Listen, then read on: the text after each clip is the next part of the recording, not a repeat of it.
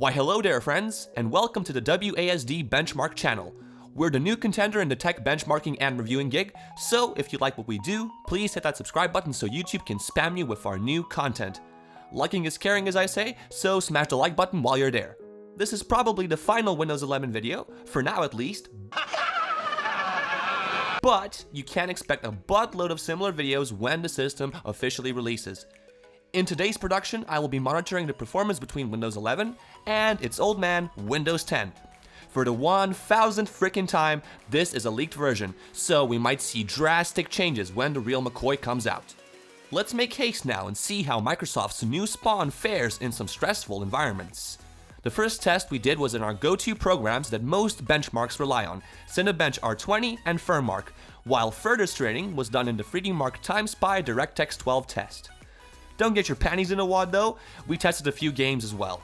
The thermal performance is up first, and both systems bore similar results. So we can't truly tell which one did better, as anything can affect the outcome, and to be frank, you can cook breakfast in the heat where I live, so it's no wonder the systems perform marginally better or worse. The GTX 1060 is my weapon of choice, and its temperature was lower by only 2 degrees, while the RPM was higher by 2%. Our 5600X CPU with the good old Noctua U12S performed exactly the same, and the fluctuations were constant on both systems. Our next contestant, the 3D Mark x Spy, bore similar results. Windows 11 performed incrementally better, but this means nothing if you ask me, and Windows 10 could show higher numbers if we were to repeat the test. Now this is what you've all been waiting for, the gaming benchmark, right?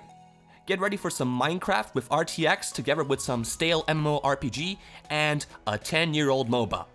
Psych! This sounded funnier in my head, so let's do the roundup. The first one to go is Squeenix's Shadow of the Tomb Raider, which we tested at 1080p on high settings. Leading the race with a mighty 2 FPS is Windows 11. Now, let's complain we never asked for this and play some Deus Ex Mankind Divided.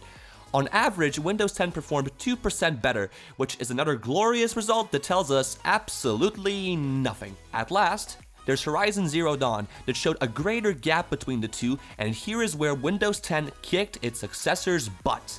The game was choppy as hell on Windows Next, and it was ridden with drops all the way through. Even though the benchmark shows 54 FPS on average, the slide fest that took place every now and then simply makes the whole experience horrendous. So, we have a winner, folks. With 10 to 15 FPS more on average, Windows 10 takes the title for Horizon, but to my big surprise, it's not the GPU that's leaving turds, but the CPU. With my luck, I'll probably find a solution after we release this clip, but hey, information about the system is still scarce. Lastly, I'll leave you with my first impressions in regards to this handsomely beautiful system, cause that's what it is. Were it not for the new animations, icons, and a few other things here and there, I'd say this was Windows 10 in disguise.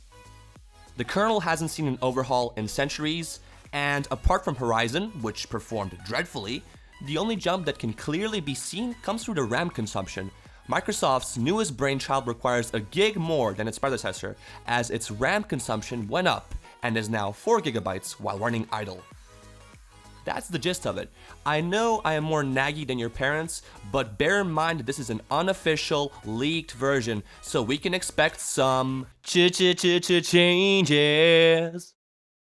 Let's use some reverse psychology, as it seems as though the direct approach doesn't work. Don't subscribe to the channel, and don't you dare like this video. See you again, my good people. Peace out.